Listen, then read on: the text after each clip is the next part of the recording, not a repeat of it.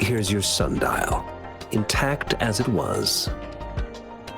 Mr. Mortefi, can we have the test results? Simply put, it's hollow. Here, try tapping on it. It sounds different from a solid object. It's not just a timekeeping tool. It's an intricate mortise and tenon puzzle box. This sundial is hollow with an inner compartment. We scanned it, and there is a small paper scroll inside. However, it's missing a crucial component. We should be able to spin the wheels on the sundial once the right component is installed. Automata mechanics isn't my field of study. I specialize in developing tacitite weapons, but the foundational theories behind these applied technologies are quite similar. It wouldn't have taken me this long if we were dealing with tacitite weapons. Install the missing part, then rotate the wheels to their correct positions, and you should be able to solve the puzzle and access the paper scroll. However, I still have no idea what the missing component should look like. No need to ask him. I can help you with this. I just need some time to think it over. One moment. I have an incoming call.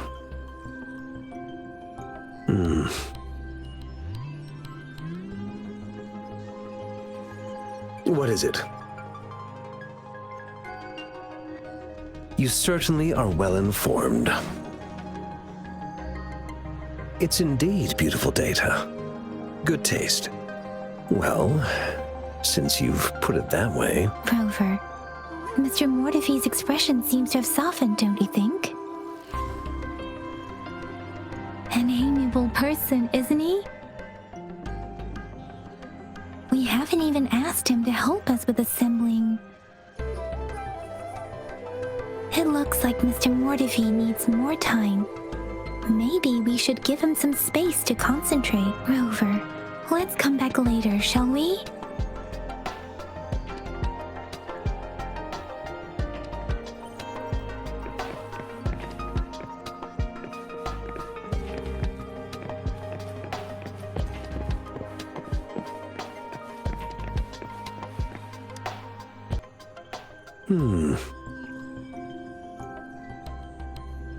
Yes, of course. I've already noticed all that you mentioned. Indeed, you just pointed out a blind spot in my thinking. Your workshop? That hellish place? Stop sweet-talking me. I get it.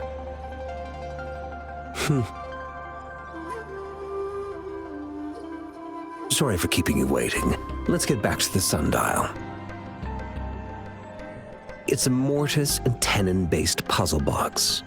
The missing component in the middle needs to fulfill two entirely different structural requirements at the same time. Considering its entire structure, this component needs an automatic buckle that goes down on top of an embedded pointer. I'll draw up a design for you. The parts you'll need can be found in Jiang Li's workshop. I've already informed him about it. You'll only need to go fetch the parts in his place. He keeps a box full of them.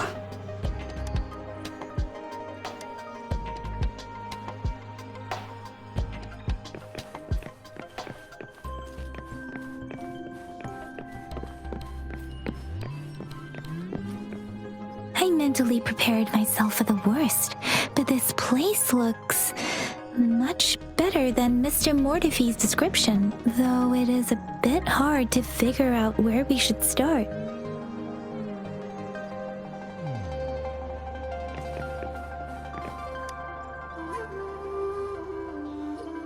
This should be it. It's quite a box full. Let's go back and show it to Mr. Mortefi.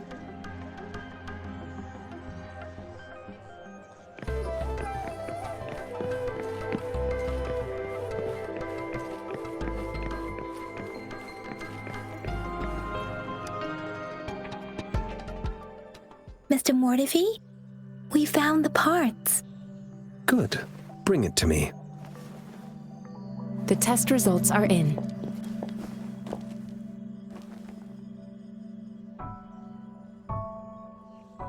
The mangosteen is just an ordinary fruit. It's suitable for regular consumption.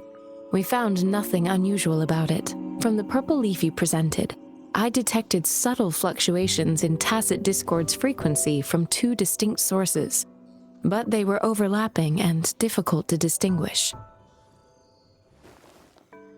This is a rare occurrence. The scattered nature of these fluctuations rules out the possibility of them being left behind through contact.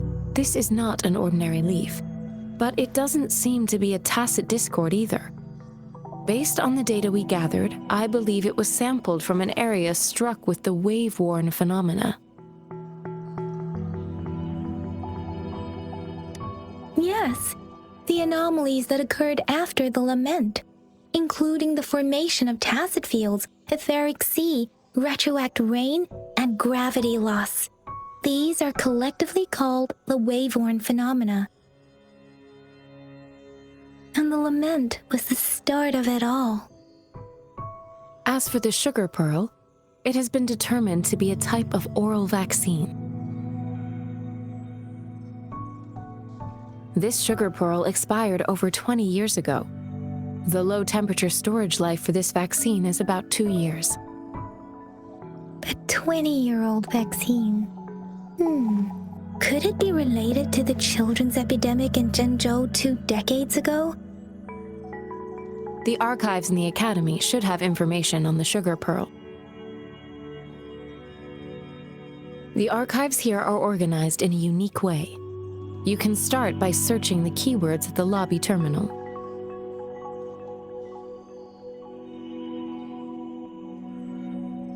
Mr. Mortefi? The missing pointer has been installed, and now the sundial should be complete. So, the discs are rotatable now. Yes. Align the correct markers with the pointer we just installed, and then you should be able to open it.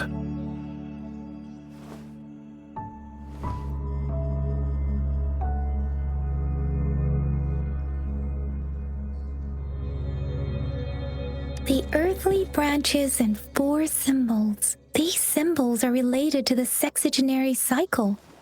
It's an intricate way of recording time in Huanglong. Nowadays, it is mainly reserved for calendars, numerology, and indexing, but it's falling out of daily use now. What kind of information could it represent? It's the filing system. Most of Huanglong's libraries and databases still use this method to organize their archives, namely the Grand Libraries.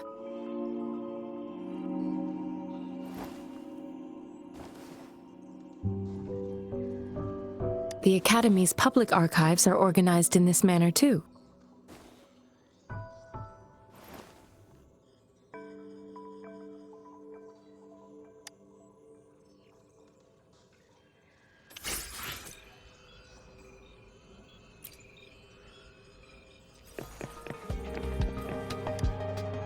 I found it!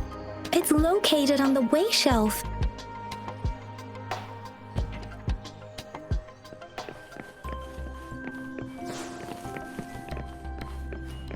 Mao Cheng Si. Wu Wei. Rover, it's here!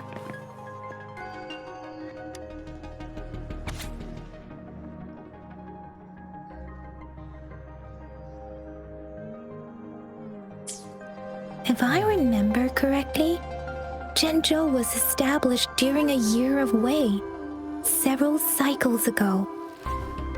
The Zhengzhou City Hall and Huashu Academy were built in the same year. The Gorges of Spirits battle sparked Zhengzhou's founding. And the formidable tacit discord described here? I believe it is the Crownless.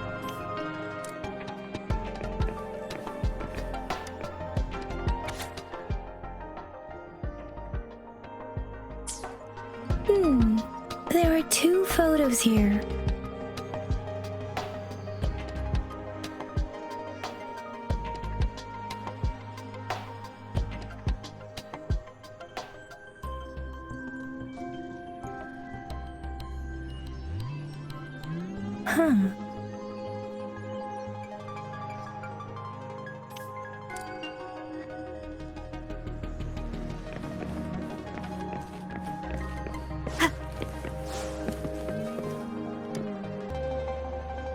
Rover about the sugar pearl. What do you think, Rover? Let's look back on what we've gathered so far. Our clues point to the sugar pearl as a key in solving the sundial's puzzle. Simply put, one token can lead to multiple targets, and one target may hold several pieces of information. We both had a reason for meeting. The magistrate had information to share, while I had questions to ask. However, her tokens contain both what she wants to tell me and what I want to ask her, making it seem like she is complicating matters. Maybe she was running out of time. That's why she could only offer us scraps of the puzzle instead of actually putting it together. Or perhaps she's indeed a master strategist, leaving breadcrumbs for us to follow.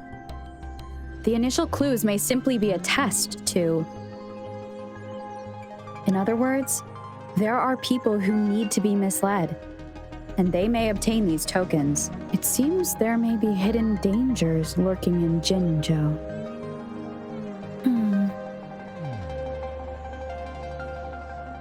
If it were you, Yang Yang, what would you do to make sure the recipient gets what you mean? I would emphasize my true message by repeating it again and again.